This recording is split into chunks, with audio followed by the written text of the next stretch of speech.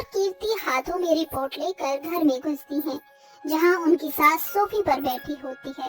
माँ जी, आप दादी बनने वाली हैं। हमारी रिपोर्ट आ गई है, हम दोनों प्रेग्नेंट हैं। ये सुनकर सुधा खुशी से भरकर अपनी गोरी बहुओं को गले से लगाकर कहती है, जग जग जियो मेरी सुंदर सुंदर बहुओं, दूधो नहाओ पूतो पलो। ये खुशखबरी सुनाकर तुमने अपनी सास को सोने की सीढ़ियां चढ़ा दी। सासू माँ, हम दोनों बहुत थक गई हैं, प्लीज हमारे लिए जूस मंगवा दीजिए। मेघा बहू, अरे ओ मेघा बहू, जरा जल्दी से मेरी बहू कीर्ति और मनीषा बहू के लिए ठंडा ठंडा जूस तो ले आ। लाई माँ जी। मेघा जल्दी से जूस बनाकर लाकर अपनी दोनों देवरानियों को दे देती है। तभी कीर्ति मेघा के काले रंग का मजाक बनाती हुई कहती है, प्लीज जेठानी जी, हमारे इतने पास आकर खड़े मत होइए, क्योंकि मैं और मनीषा प्रेग्नेंट हैं। हम नहीं चाहते कि आपकी काली परछाई हमारे होने वाले बच्चों पर बिल्कुल भी पड़े और वो आपकी तरह काले कलूटे हों। ये सुनकर मेघा के मन को बहुत ठेस पहुंचती है और वो रोते हुए रसोई में चली जाती है।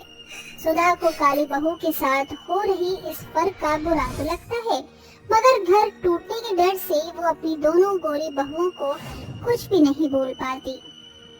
मैं चाहे कितना भी कुछ क्यों ना करूं, मगर मेरी दोनों देवरानियां मेरे काले रंग के कारण मुझसे दूर दूर रहती हैं और मेरे काले रंग के कारण मुझे हमेशा कोसती रहती हैं। क्या मैं इंसान नहीं हूँ? क्या मेरे सीने में दिल नहीं है? ऐसा कहकर मेघा फूट फूट कर रोने लगती है। तभी उसे तेज चक्कर आता है और वो बेहोश होकर गिर जाती है। तभी गोपाल भागता हुआ आकर उसे गोद में उठाकर कमरे में ले जाता है। मेघा, उठो, तुम्हें क्या हो गया? माँ, जल्दी से डॉक्टर को फोन लगाओ।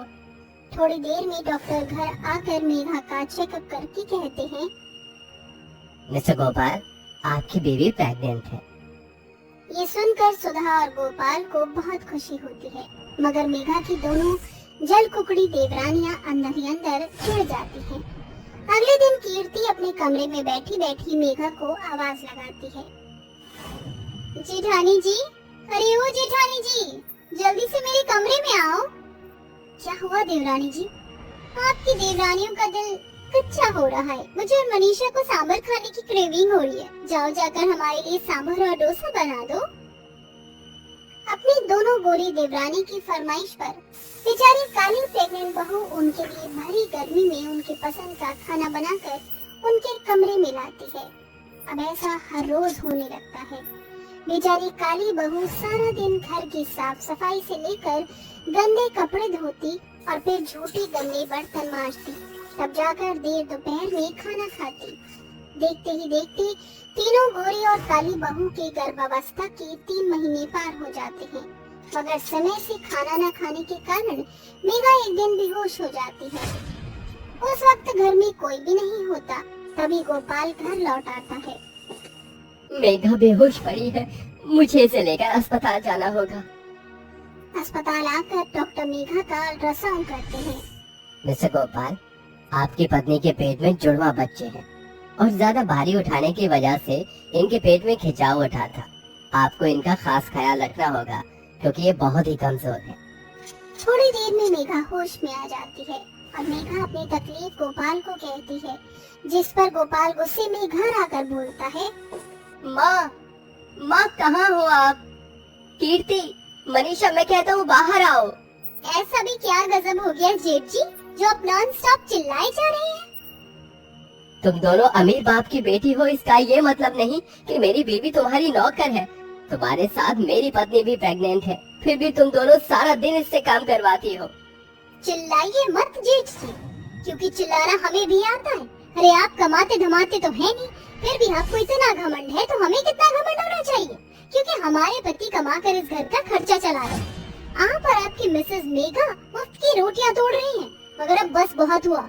अब इस घर का बंटवारा होगा। ये बंटवारा हमारे और हमारे बच्चे के लिए अच्छा होगा। इस तरह दोनों गोरी घमंडी गर्भवती बहुएं घर का बंटवारा करती हैं।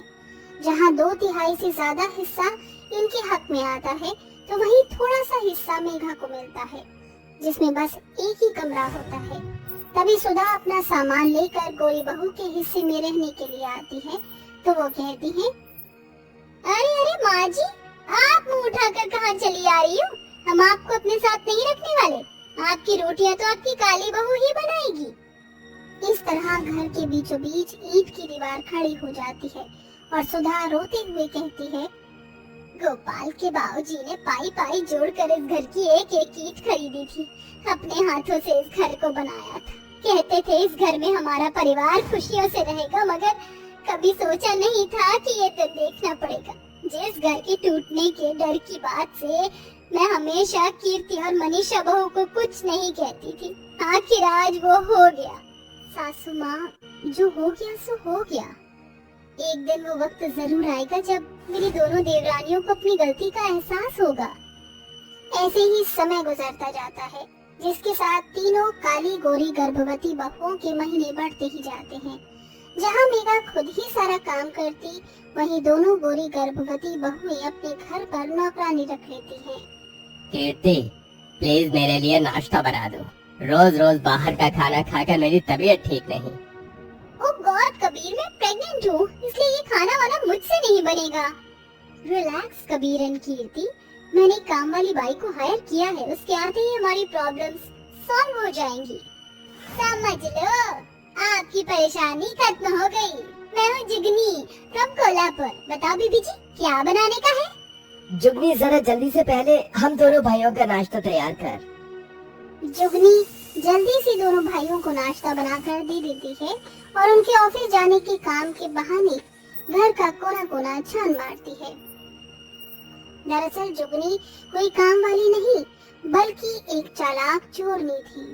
आइला, इतनी बड़ी तिजोरी, इसमें तो बहुत ही माल पानी होगा। इसे चुरा कर साल भर तो अच्छी कट जाएगी।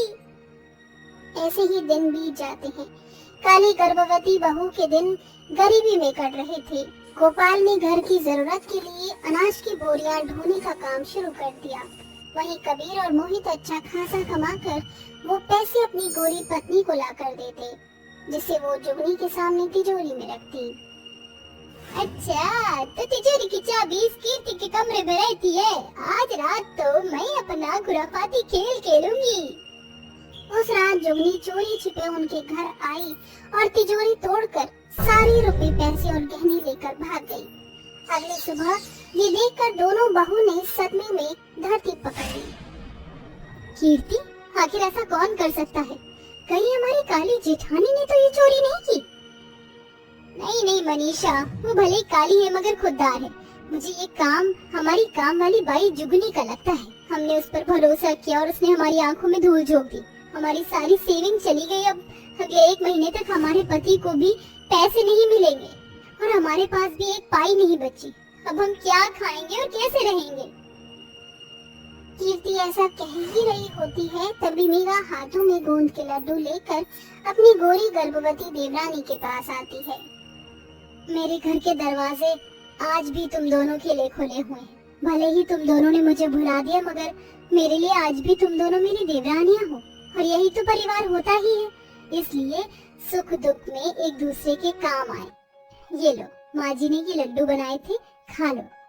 भरोसा रखो, मेरे रहते मेरी देवरानी को दाने दाने का मोहताज नहीं होना पड़ेगा, चाहे मुझे अपने आगे की थाली भी तुम्हारे आगे करनी पड़े। इसके बाद मेघा अपनी देवरानियों को अपने घर ले आई और अपने हाथों से उन्हें खाना खिलाया। अपने लिए मेघा का इतना प्यार देखकर दोनों गोरी प्रेग्नेंट बहू की आंखों में पछतावे के आंसू भर आए और उसने कहा, मेघा भाभी, हमें माफ कर देना। हम हमेशा आपको आपके काले रंग के लिए कोसती रही, यहाँ तक कि जब आप प्रेग्नेंट हुई तो आपसे नौकरों की तरह काम करवाया और घर का बंटवारा किया। मगर अब हमें हमारी गलतियों का एहसास है। हम साथ मिलकर रहेंगे। ऐसा कहते हुए तीनों गोरी और काली गर्भवती बहू एक दूसरे के गले लग जाती हैं, जिसके बाद घर में खड़ी बंटवारे की दीवार टूट जाती है और सुधा अपनी तीनों गर्भवती बहुओं का बड़े प्यार से ख्याल रखती है और आखिर में मेघा एक बेटा और एक बेटी को जन्म देती है। तो वहीं गोरी बहुएं एक एक बच्चे को जन्म देती हैं और तीनों बहुएं खुशियों भरी नई शुरुआत करती हैं।